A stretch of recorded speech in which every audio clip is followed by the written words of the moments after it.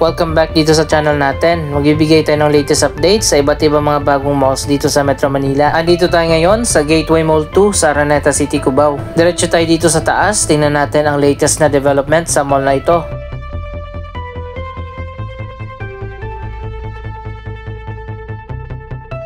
Bukas na at operational na ngayon ang Ibis Styles Hotel na kasama sa 5 billion Gateway Mall Extension Project. Ito nga pala yung shortcut papunta sa Sky Garden.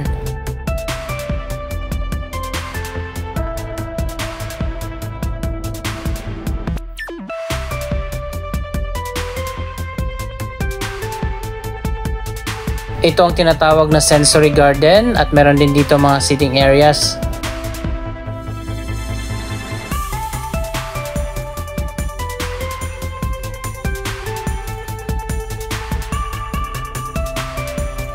Isa sa favorite spot ko dito sa bagong Gateway Mall 2, ang roof deck na may overlooking area.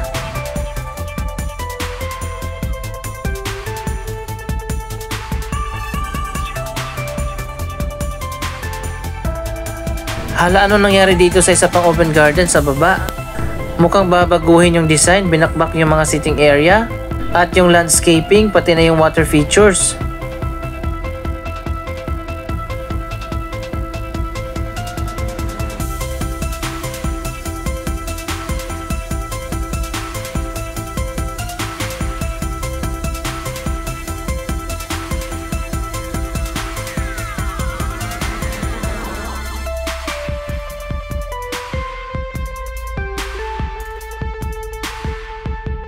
So ayun guys, ang ganda ng view dito mula sa taas ng mall.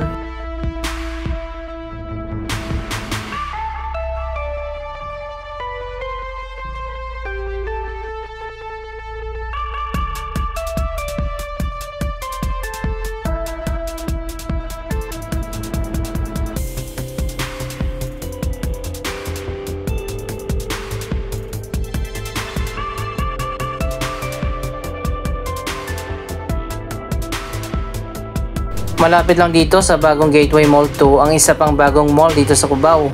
Yan ang Philinvest Activa na makikita sa kanto ng EDSA at Aurora Boulevard.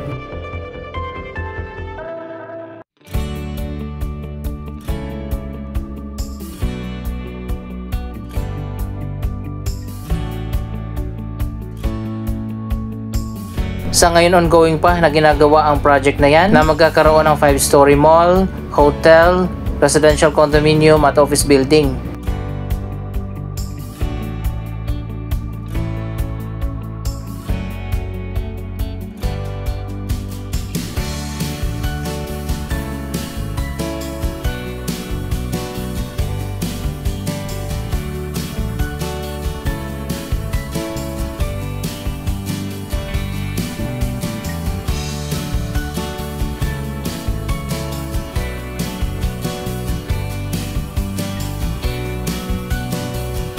Ang mga sitting areas dito ay para dyan sa cafe na nasa loob ng Ibis Styles Hotel.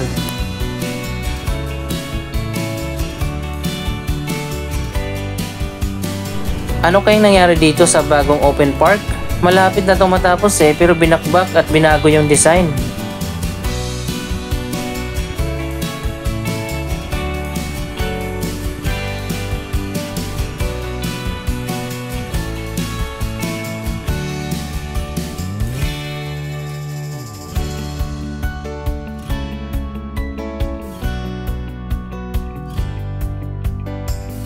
Katabi nito yung magiging bagong food court ng Gateway Mall 2. Bali ito yung magiging open area ng food court. Abangan na lang natin ang magiging bagong design ng open park dito sa baba at ang bagong food court na ongoing pa rin na ginagawa sa ngayon.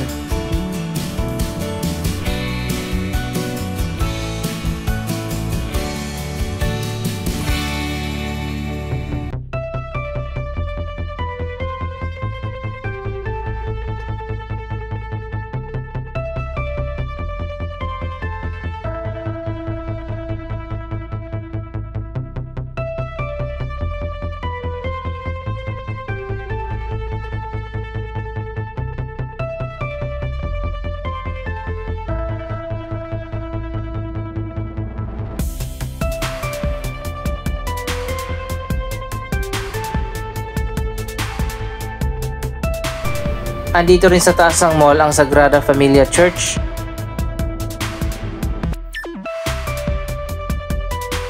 Masyado nang lumago yung garden dito.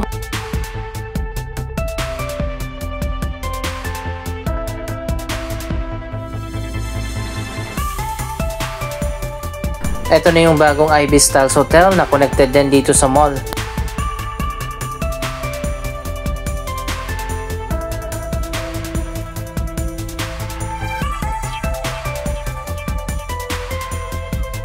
Ang ganda dito sa loob ng church. Nasa 1,000 ang seating capacity ng church na ito.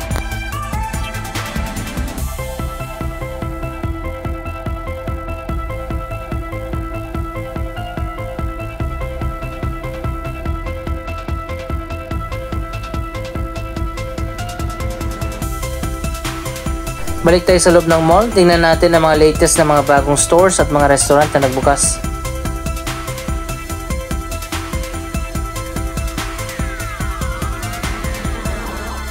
So ayun guys, dito sa level 4 yung food court. Napakalawak ng area na ito.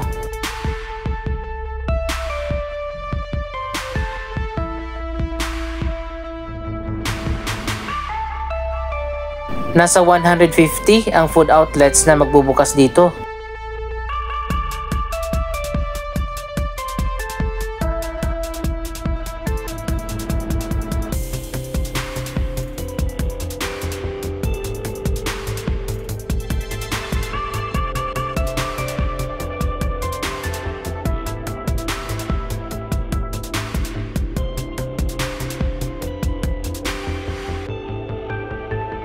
Tsak na dadagsain na naman ang bagong food court dito sa Gateway Mall 2. Katulad dun sa food court sa unang Gateway Mall na napakaraming tao. At katabi lang din ito ng cinema.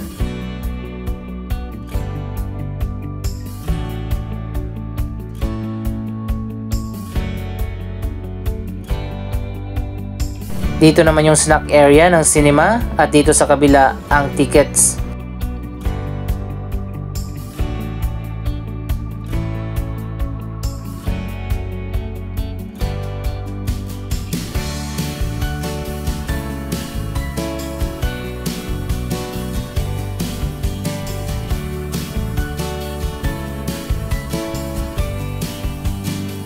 Napakaganda ng ilaw at carpet dito sa cinema.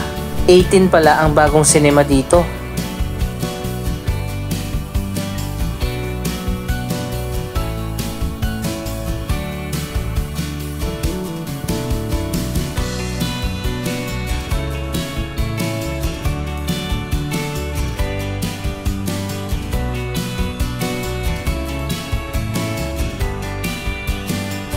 Ito na yata ang pinakamagandang cinema sa mga mall natin ngayon.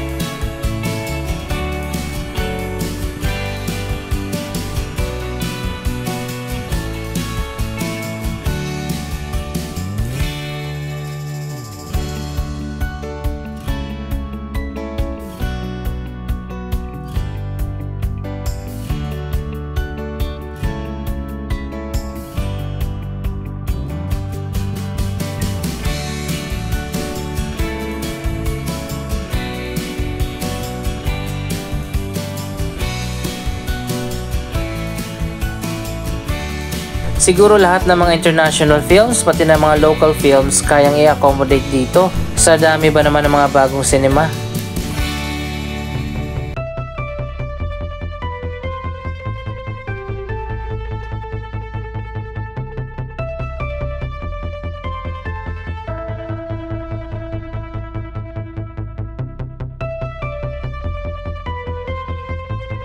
Bukas na rin ang time zone dito sa level 3.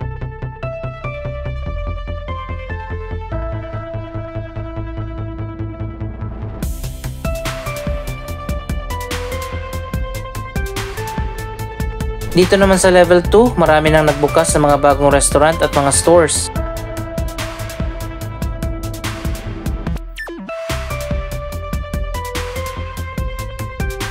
Isa sa mga attraction dito sa bagong Gateway Mall 2 ang Quantum Sky View.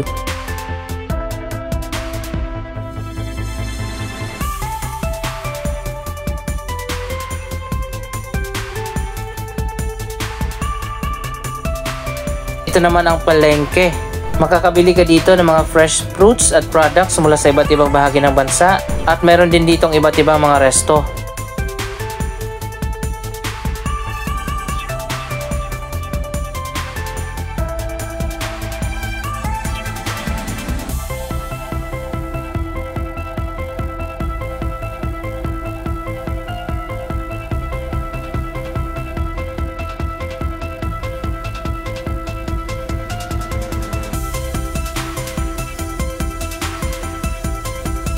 Sa level 2 ang marami ng restaurant.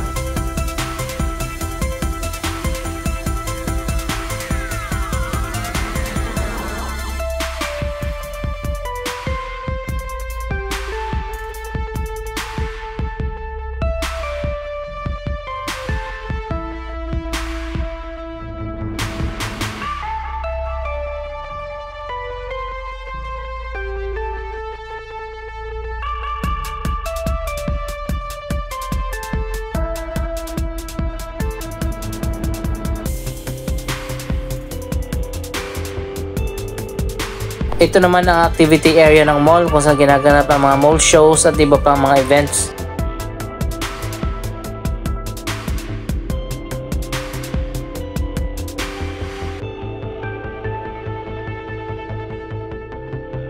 Nasa level 1 ang iba't ibang sports at fitness brand.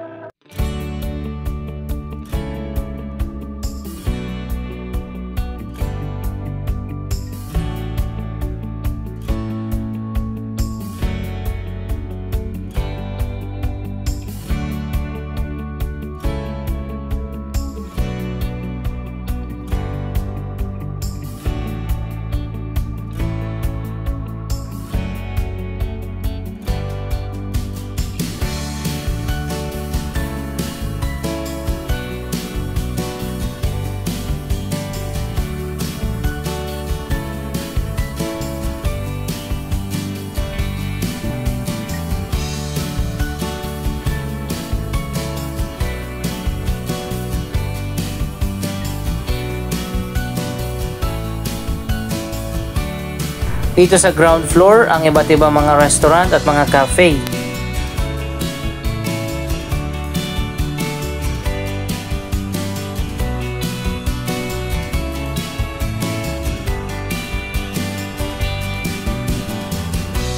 Isa pang attraction sa bagong Gateway Mall 2, ang lagoon na may indoor fountain.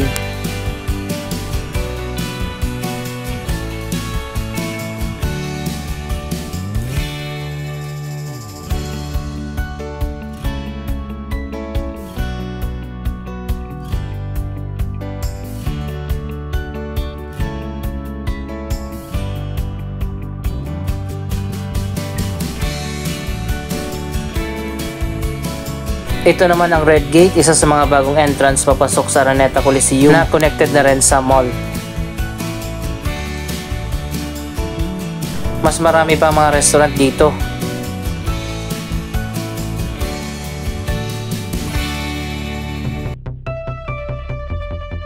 Isa pa sa bagong mall na itatayo dito sa Metro Manila, ang bagong The Jewel Robinsons. Dito yan sa may Pioneer Street sa Mandaluyong. Isang mixed-use project ang itatayo dito na magkakaroon ng world-class na mall at mga premium office towers sa taas.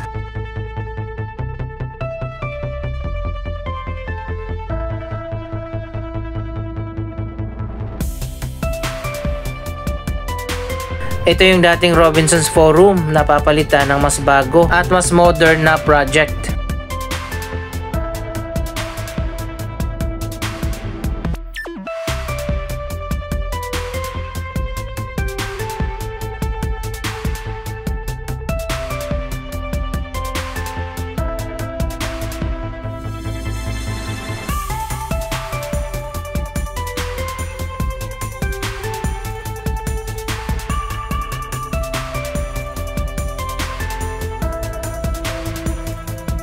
Anong masasabi nyo sa mga bagong malls dito sa Metro Manila? Mag-comment lamang dyan sa baba ng inyong mga reaksyon. Maraming salamat sa inyong panonood. Don't forget to like, share, comment, at subscribe. Thank you for watching!